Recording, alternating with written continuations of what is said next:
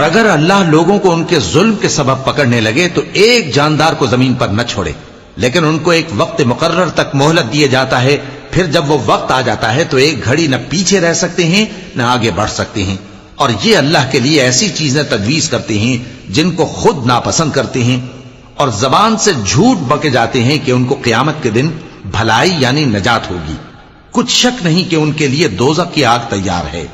اور یہ دوزخ میں سب سے آگے بھیجے جائیں گے۔ اللہ کی قسم، ہم نے تم سے پہلی امتوں کی طرف بھی پیغمبر بھیجے تو شیطان نے ان کے کرتوت ان کو آراستہ کر دکھائے، تو آج بھی وہی ان کا دوست ہے اور ان کے لیے عذاب علیم ہے۔ اور ہم نے جو تم پر کتاب نازل کی ہے تو اس لیے کہ جس بات میں ان لوگوں کو اختلاف ہے تم اس کا فیصلہ کر دو، اور یہ مومنوں کے لیے ہدایت اور رحمت ہے۔ اور اللہ ہی نے آسمان سے پانی برسایا، پھر اس سے زمین کو اس کے مرنے کے بعد زندہ کیا، بے شک اس میں سننے والوں کے لیے نشانی ہے، اور تمہارے لیے چوپایوں میں بھی مقام عبرت و غور ہے کہ ان کے پیٹوں میں جو گوبر اور لہو ہے اس کے درمیان سے نکال کر ہم تم کو خالص دودھ پلاتے ہیں جو پینے والوں کے لیے خوشگوار ہے۔